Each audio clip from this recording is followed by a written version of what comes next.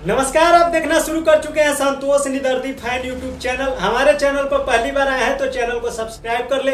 Facebook page पे देख रहे हैं तो पेज को फॉलो कर ले ताकि सारी अपडेट आप सबको मिलता रहेगा। दोस्तों बता दें कि कांग्रेस के खाते में 37 नहीं बल्कि 57 सीटें थी, लेकिन चुनाव आयोग ने 20 सीटों पर जो खेला है उसका एक छोटा सा नमूना सामने आ गया है। दोस्तों आप सभी को पता है कि बीजेपी की कोई लहर हरियाणा में नहीं थी, उसके बाद भी बहुमत की सरकार बनी। बताएं दोस्तों कि आप सभी लोगों ने कल देखा होगा कि जब कांग्रेस बहुमत के आंकड़े को छू रही थी, जब कांग्रेस रुझानों में 60 से 70 सीट लेके आ रही थी, उसी वक्त 2 घंटे के लिए चुनाव आयोग ने डाटा जारी करना बंद कर दिया था।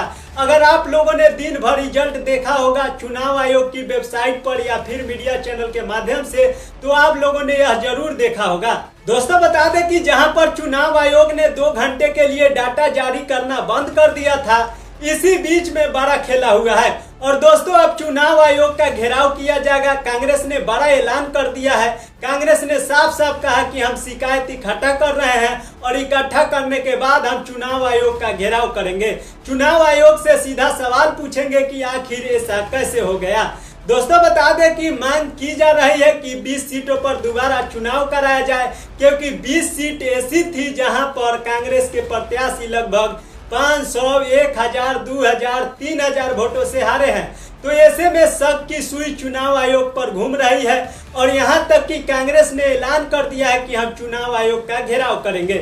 दोस्तों बता दें कि जिस तरह से 20 सीटों पर यह खिलवाड़ किया गया है या फिर धांधली का ये जो बात सामने निकल कर आ रही है, क्योंकि जयराम रमेश और पवन खेरा साफ साफ कह दिया है कि हम चुनाव आयोग के पास शिकायत लेकर जाएंगे। और दोस्तों मांग यह की जा रही है कि सुप्रीम कोर्ट की दहलीज पर यह बात रखी जाएगी कि भाई ईवीएम मशीन 90% चार्ज कैसे हो सकती है। और यह भी आरोप लगाया गया है कि जहां पर ईवीएम मशीन 99% चार्ज थी, वहां पर बीजेपी की प्रत्याशी जीते। जहां पर 60 से 70% ईवीएम मशीन चार्ज थी, वहां पर कांग्रेस के प्रत्याशी जीते। तो क्या चुनाव आयोग ने बहुत बड़ा खेला किया है? क्या चुनाव आयोग ने 20 सीटें ज्यादा बीजेपी को दिला दी है? क्या चुनाव आयोग ने डाटा जारी जो रोक दिया था, डाटा काउंटिंग जो रोक दिया था, उसी समय चुनाव आयोग ने कोई बहुत बड़ा खेला कर दिया है?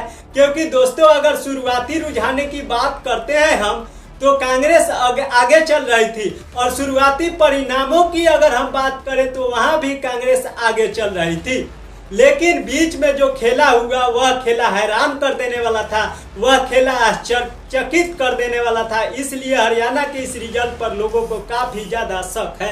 और दोस्तों बता दें कि चुनाव आयोग का यह कर्तव्य है कि चुनाव आयोग लोगों के शकों को दूर करे और यह भी मांग की जा रही है कि 20 सीटों पर दोबारा चुनाव कराया जाए, क्योंकि चुनाव आयोग ने नरेंद्र मोदी को 20 सीटें ज्यादा दिला दी है। ऐसे आरोप लगातार लग रहे हैं और आप सभी को पता है कि चुनाव आयोग तो नरेंद्र मोदी के अंडर में है, जबकि 2 चुनाव आयुक्तों का चयन जब नरेंद्र मोदी करेंगे तो स्वाभाविक है कि चुनाव आयोग नरेंद्र मोदी के आदेश पर काम करेगा।